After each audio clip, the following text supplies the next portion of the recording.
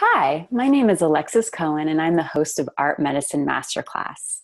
Discover how to overcome fear, trust your intuition, and stand in your creative power. In this series, I've interviewed over 20 artists, healers, advocates, and teachers who share the wisdom of their experience to help us align with our creative purpose.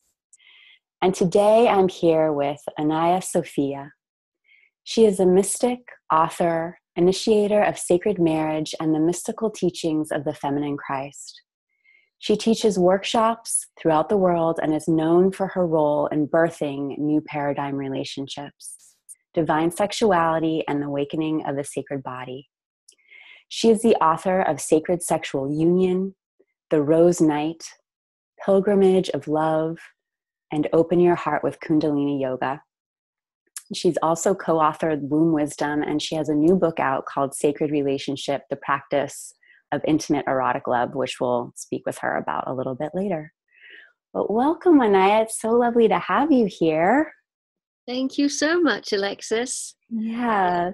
I'm looking forward to this. Yeah, this is such a pleasure. So just to start off, it would just be wonderful to just hear a little bit more about your work and how you came to it. What was the calling for you to step on your path in this way? I would say the calling was with me right from an early age. If anybody has read any of my books, you'll always see that I dedicate everything to this man that I saw on the steps of Sacre-Cœur in Paris when I was 7. So I'm not going to go into it now because I always go into it.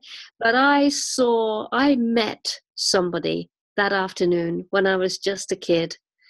And from that moment onwards, I have done my utmost to serve the intensity of that meeting. And what I'd like to share is the interesting place I'm at now. I've actually, since January, I've taken a pause with my contributions to the world of sacred sexuality because my body has been telling me, you have completed your piece. Your contribution to the world is done. And that takes an awful amount of faith to pay attention to that voice. But I must say, I've done my utmost, and what I'm noticing now, what's coming in now is the aspect of mind, but deep mind, Gnostic mind, mystical mind. And so I often look back and say, oh, okay, well, I've covered the sacred heart. I've done that part in myself and sharing with others. So I call that the mystery of Yeshua. And I've just recently completed the holy body, which is the sexuality piece. And I call that the mystery of Mary. So now I'm just about to embark on the mysteries of the mind, opening the mind in a feminine way. You know, there's many ways to open the mind, but I have found them quite bullish and very masculine. You know, I'm going to open my mind. If I just concentrate on the third eye for 24 hours a day, I will prise this thing open. That's not how the feminine opens her mind. So I'm very excited to receive what's going to come next. The feminine way of opening that deep, well, it's wisdom really. To call it the mind is not quite right. The mind is the receiving dish. What's going to come through is innate and boundless wisdom. Ah, wow. So that's such important work, especially right now as, you know, as women are stepping forward in this bigger way to really align with the wisdom that's coming in for women. Is there anything you can share about this feminine way of opening to the mind? Well, I'm just at early stages, but I have a feeling that the voice, I do a lot of transmissions, so I'm going to be using my voice to take us on this deep, deep journey into like the ravines and the canyons of the mind. it requires a certain surrender. And I wonder if this is the same kind of surrender that ladies have to reach in sexuality. Because I'm really asking, let go. Follow me. Follow me into this dark, unknown, yet familiar, and very comfortable place. So again, it's very new. So this place it's very interesting. This, I'm talking about this with a few different guests, of this place of letting go and its relationship to fear. So I work in childbirth. I'm a doula a lot of the time. And there's usually this place where women kind of come up against, and it's really, it's kind of the initiation where they're going to come through to the other side, but it's this place where they need to let go, this kind of tension point. I don't know if you can speak to that a little bit. Well, I suspect, now I haven't had a child. I chose not to have children. So I never feel comfortable speaking about something I'm not already experiencing. But I do imagine what it would be like to have children and be confronted with that ultimate letting go. And I feel, there would be more reasons why not to let go, because I myself already have enough reasons. It's just me, my ego structure, my character, my safety. Now, if I had some young children also with me, there's another reason why not to let go. And this is how I suspect this feminine mysteries of opening the mind. This is what it's going to speak to, because it will know that mother instinct, and it will use ways of speaking so that mother instinct gets recognized, gets understood, and yet something deep and familiar beckons the lady through that instinctual, beautiful, natural alertness for why not to let go. Yeah. Because it's there for very, very, very good reason. This is a mother. She has young children. But that doesn't mean the lady's mind cannot open. There is a way. Absolutely. Yeah. So this great mother energy that we were talking about before we hopped on this call, that line that I read, I think it's on your website, where it was saying, there are many of us who believe it will take many, many divine humans to midwife and put flesh on the bones of the new template that the great mother is laying down. Can you speak to this? Because it's dovetailing really nicely into what you're just speaking to. Absolutely. This came when I was with Andrew Harvey in the Royal Sanctuary last April. And we were on a sacred warriorship retreat with these beautiful white lions. And if you know Andrew Harvey, then you know that he backs you in the corner, and then he backs you in a bit more. And this was kind of like the gist of his conversation, that the Divine Mother simply cannot do this energetically. She is needing to come into us and through us and actually have full use of our voice, our face, our arms, every part of us. And that is how this step gets taken. And he did say, if it gets taken. And this is why he was backing us into a corner, so that we absolutely realized we all have to allow. If the divine feminine is wanting to come into our bodies, into our voices, into the gesturing in our faces, we have to say yes and allow it to happen. And that is how she will come into form. Not as a standalone, hello, I'm a goddess. Yep. as a pack, as a species. Absolutely. Andrew's he's a guest on this interview series as well, and we were talking about the birth of a new humanity here. And, absolutely in birth, like working with the great mother so she could move through us. And what I see a lot in birth, and I'm wondering if you can speak to this, just with what's going on the planet right now, that there's a lot of power in this, right? Like there's a lot of power that needs to move through our systems in order to surrender to this. So, sometimes there's a lot of fear that comes up around this power. What do you say to your students who really come up against this fear of this power moving through them? All the time I take them back to this source of wisdom, because the other side of the fear, which can often come through in the same sentence, this recognition and knowing that they have to get through this. They absolutely know, now is the time, it's destined for me, this is what I have to approach. And then obviously the other half of the sentence is, yes, but I'm afraid. So go back to that place that knows, and breathe there, and to be there. And again, for ladies, I often use the word permission. Let us give one another the permission to simply go there. Giving one another and giving oneself. This is allowed. This is okay. We have to do this. We do. Yeah.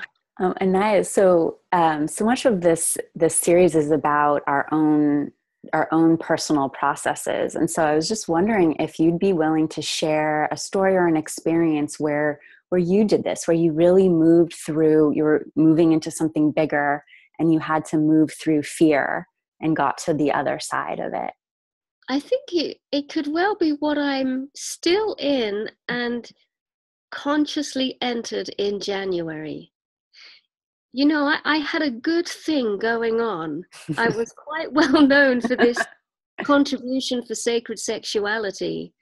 Money was coming in, lots of popularity, big hit on Facebook. Everything that, our generation is striving for, on paper, it's there. But I knew in those quiet, humble, sober moments, I knew you have contributed all that will come through you in this arena. Anything else you do now is of your own making, and you will be doing it to keep the popularity, to keep the finances, to keep the success, the appearance of success. And I just knew, oh my God, this is the truth. I have a choice. And so I stepped back and I let it go. And I came away from all the online platforms. I made it very, very clear. My part is done. Hopefully, the wind of creativity will breathe through me again, and there will be a third and final piece, which ties in quite nicely, actually, with my age. I'm just on the threshold of menopause, and I know and I feel my work must reflect the nobility and the honoring of this third stage of woman's life. I can't be running around teaching sacred sexuality when I'm going into menopause. It doesn't marry for me. I need the voice to now come with this third stage for women. And so that was very brave. That was brave. Hugely brave. Sole breadwinner. If no one's earning around here, no one's earning. I have a mortgage, but I will not take on my will and start creating, this is what I want.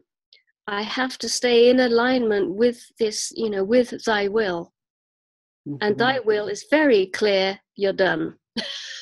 Yeah, very clear. Stop it now. Yeah, that's so brave, and it's interesting too, because thinking about creative blocks or creative resistance, and how that's very much a difference between a creative rest.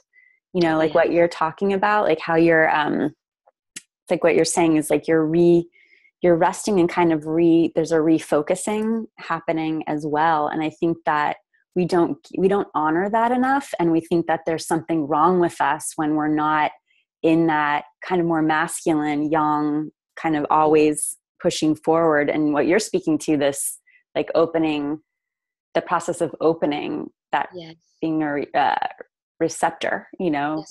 for something new to come in. And absolutely not knowing. So I'm not sitting here opening, secretly knowing, it's going to come. I really don't know. I really don't know. And yet there's a sincere joy in that. I can feel the humility in that. Something will happen, but I don't know if it's going to be this massive contribution to the third and final stage of sacred feminine embodiment. I'm hoping that it will be. It might not be, and that is really, really okay. Mm-hmm. How do you steady yourself in that space of the unknown? I think it's where I live. Mm-hmm. I'm living in the foothills of the French Pyrenees, which is a potent sacred feminine portal vortex. Mm-hmm. And so the mountains just embrace me. If I wake up one morning and I'm scared and I'm not really sure what's going to happen, I just have to see where I'm living, and I literally feel this green embrace. It's so okay. It's so okay. How could it not be so okay in this gorgeous green fertile embrace? Mm-hmm. And so I to answer that question, I have a very deep and palpable relationship with nature. Mm-hmm. It's so helpful. Yeah.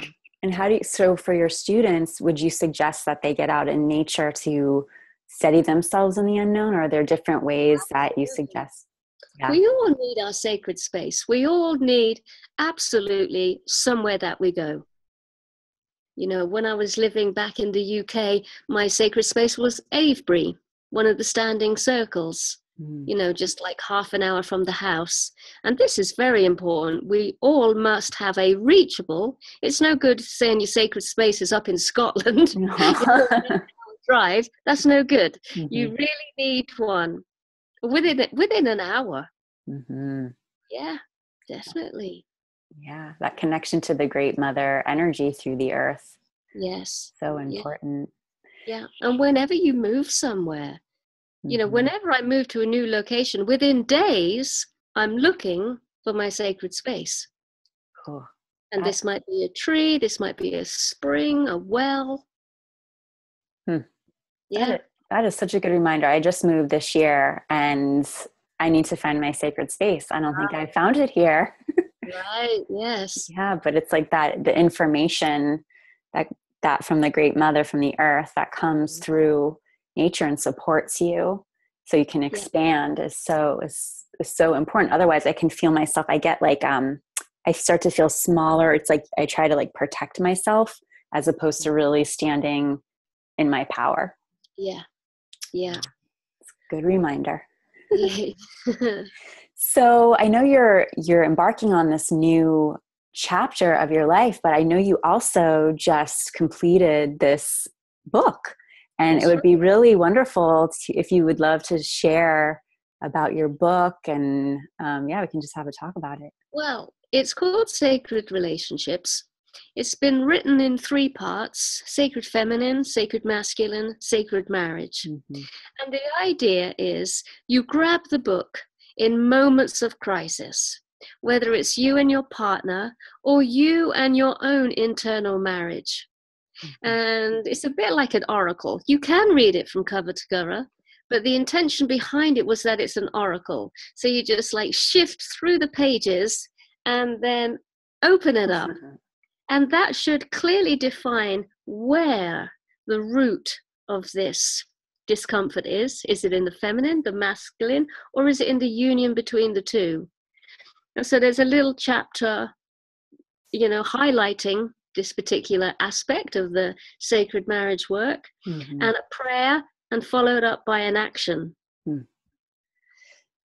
So it's just like a ball of support and deep understanding of the process. You know, a real handrail for those of us on the inner marriage path and those going for the sacred union with another being. Can you speak a little bit about the inner marriage part? Yeah. Well, the inner marriage part, you'd start by having a good old look, an honest, humble look at yourself and say, beloved, what energy are you running on mostly? Mm-hmm. Are you in the masculine? Are you the decision maker, the breadwinner, the director, the orchestrator, the linear one? Are you the one in control? Or are you the feminine one? Are you sensitive and open and longing for deeper connection and needing sexuality and needing touch and needing togetherness and community? And so once you have told the truth and simply come to terms with what you are running on mostly, because it's got nothing to do with man and woman anymore. Mm-hmm. I can see it so clearly. We're heading so much towards this androgyne. Mm-hmm. So when you can see which one you mostly are, then you would begin this work to utilize the opposite and start bringing this in through practices, through prayers, through engagements, through hanging out with that energy more. Mm-hmm. So you look to like bring yourself into balance like a seesaw. Mm-hmm. And what you really want, the end result would be being able to seamlessly shapeshift from one pole to the other in the most appropriate and wholesome ways. So recognizing the masculine, yes, he's a great decision maker. Without that quality, we won't be getting anywhere. Mm-hmm. But the shadow side is he's a control freak. Uh-huh. And the feminine, with all of her gorgeous longings for union and deeper intimacy and deeper connection, the shadow side of that is a little bit like a spider's web, a bit sticky, a bit needy, a bit like, I can't breathe around here. Mm-hmm. So we got to keep our eye on what quality of this masculine and feminine energy are we actually upholding, and is it sovereign, and is it life-affirming? Mm-hmm. That's so helpful. I remember having this meditation one time. It was kind of a dream / meditation where I saw my masculine and feminine. They were really in it was a wedding between the two. And I remember after that feeling very, very different, feeling a lot more just in my power, what you're saying, just a lot more aligned.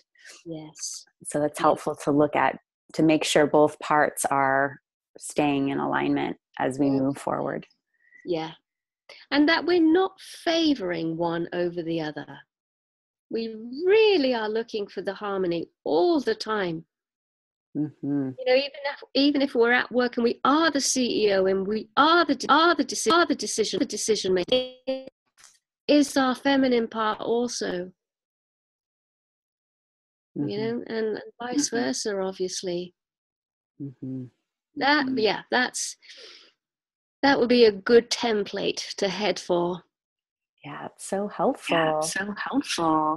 So, you're speaking to it right now. But are there some practices and rituals that help you to connect to your creative power? Creative power. For me, creativity, the heart of creativity is in the womb. It's in the womb, and it's in our, what I would call, gorgeous sexuality. Joyful, spontaneous, unpredictable, fabulous sexuality. Mm-hmm. If we can access that energy daily without, I call it without spilling, well, it's a Gnostic term, it's called spilling the mercurial seed, which means, again, this is another aspect of the sacred sexuality, maybe temper the ejaculation and to hold everything on the inside, both male and female. Then you have your deep, deep, deep creativity. So stoke the fire. Make it run through your system. Get a little bit hot under the collar. But at the last absolute moment, wean yourself away from that huge, huge, volcano of expression and just breathe. Allow the body to widen and just allow all of that energy to rise up. Staying with your partner, holding hands, loving one another at the level of the eyes.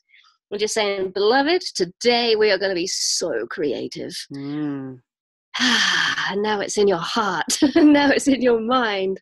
That's awesome. I'm definitely going to try that. That's like holding so much power, practicing holding so much of your power. If you're not with your partner, you would just dance.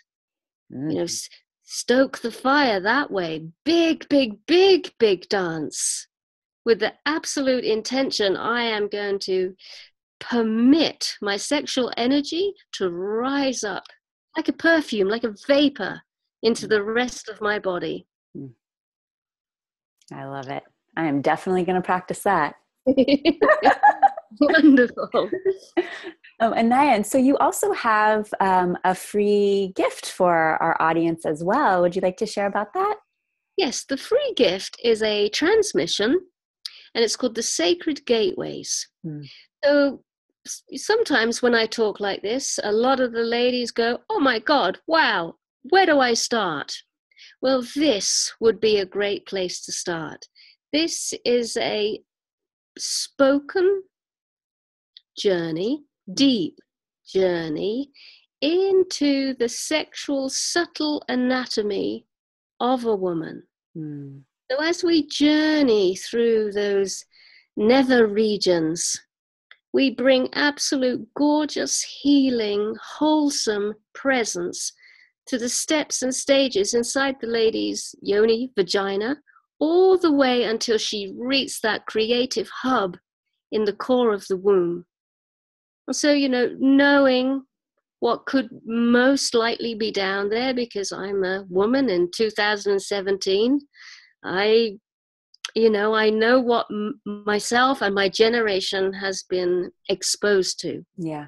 So speaking to that directly so that every lady feels acknowledged and understood, but then bringing in the other important voice of this era, which is what we spoke of earlier. We need to put flesh on the bones. Sacred Mother is wanting in. So I witness and I acknowledge your trespass, and I'm going to give us a load of breath and space in this moment. But when you're ready, beloved, let's start bringing in the greater reason why we're doing this healing.